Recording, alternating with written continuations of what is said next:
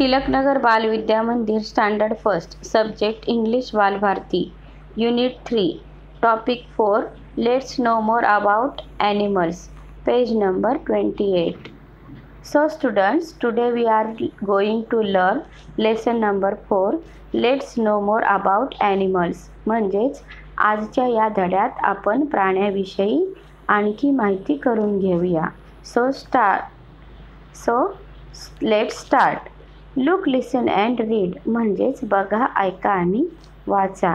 Animals, shelters, sounds म्हणजेच इथे प्राणी दिलेले आणि प्राण्यांचे शेल्टर्स म्हणजे प्राण्यांची घरे आणि साऊंड म्हणजे प्राण्यांचे आवाज.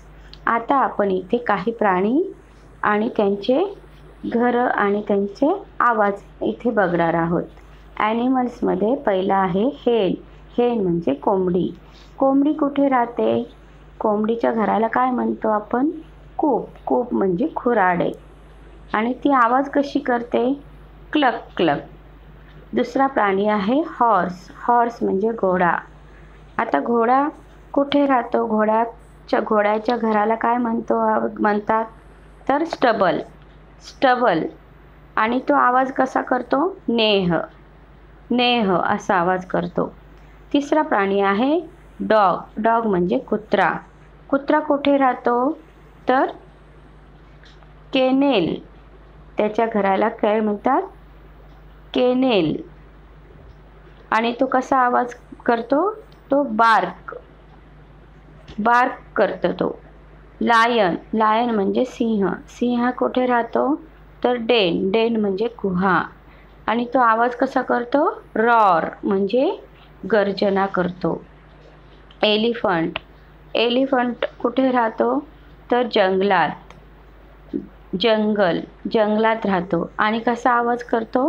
ट्रम्प्ट. ट्रम्प्ट असा आवाज करतो. बी. बी कुठे राहते तर बी हाईव.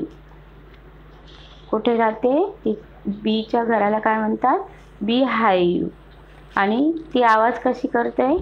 बज. बज. बी म्हणजे माशी. माशी कुठे राहते तर बी हाईव. आणि तिचं साऊंड कसं आहे तर तिचा आवाज कसा आहे तो बज असा. माऊस. माऊस म्हणजे उंदीर.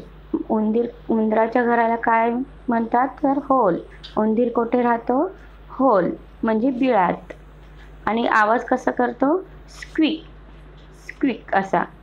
आणि पुढचा प्राणी आहे डक. डक म्हणजे बदक. बदक कुठे राहतो? वॉटर. वॉटर म्हणजे पाण्यात. आणि कसा आवाज करतो? Quack quack. Next let's talk म्हणजे चला बोलूया. Sunny says hello Rani. Rani says hi Sunny. Sunny says can you make the sound of a dog. तू कुत्र्याचा आवाज करू शकतेस का? राणी सेज. राणी म्हणते येस आय कॅन. हो करू शकते. Can you make the sound of an elephant. म्हणजे तू एलिफंट म्हणजे हत्तीचा आवाज करू शकतेस का? सनी म्हणते. सनी सेज नो. नाही. I can't. नाही करू शकत. मी हत्तीचा आवाज नाही करू शकत. अशा पद्धतीने हे एकमेकांमध्ये संवाद आहे. अशाच पद्धतीने तुम्ही तुमच्या आईबाबांशी संवाद करा आणि प्राणी व प्राण्यांची घरे आणि त्यांचे आवाज हे तुम्ही तुमच्या इंग्रजीच्या वहीत लिहून काढा. थँक्यू.